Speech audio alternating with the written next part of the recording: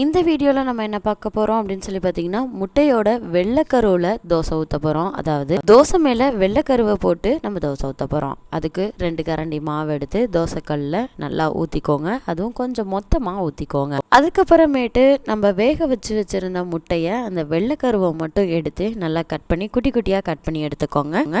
நல்லா எவ்வளோக்கு எவ்வளோ பொடிசாக கட் பண்ண முடியுமோ கட் பண்ணிக்கோங்க. அது மாதிரி சாப்பிடும்போது நல்லா டேஸ்ட்டாகவும் இருக்கும். முட்டையோட வெள்ளைக்கரு சாப்பிடும்போது எந்த ஒரு டேஸ்ட்டுமே இல்லாமல் இருக்கும். இது மாதிரி சாப்பிட்டிங்கன்னா சூப்பர் டேஸ்ட்டாக இருக்கும். இது மாதிரி கட் பண்ணி எடுத்ததுக்கப்புறம் நம்ம ஊற்றி வச்சிருக்கிற மாவில் இந்த குட்டி குட்டியாக கட் பண்ண முட்டையோட வெள்ளைக்கருவை மேலால் அப்படியே தூவி விட்டுக்கோங்க. நான் போட்டிருக்க மாதிரியே இது மாதிரி தூவி விட்டதுக்கு அப்புறம் லைட்டாக அமுக்கி விட்டுக்கோங்க. அப்போதான் அது மாவோட அப்படியே செட் ஆகும். இல்லை அப்படின்னா தோசையை திருப்பி போடும்போது அந்த வெள்ளைக்கரு மட்டும் தனியாக கீழே விழுந்துடும். நல்லா மாவு வெந்ததுக்கு அப்புறமேட்டு இந்த தோசையை திருப்பி போடணும்.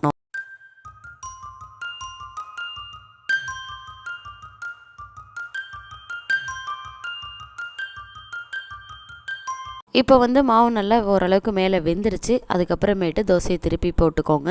திருப்பி போட்டு கொஞ்சம் நேரம் நல்லா வேகட்டும். அப்போ தான் முட்டையும் நல்லா வெந்து ஒரு மாதிரி ஃப்ரை டேஸ்ட்டில் இருக்கும். அதே மாதிரி மாவும் வெந்திருக்கும். கொஞ்ச நேரம் நல்லா திருப்பி விட்டு வேக விட்டோன்னே திருப்பி பாருங்கள் நல்லா மாவு வெந்திருக்கான்னு. முட்டை தோசை ரெடி.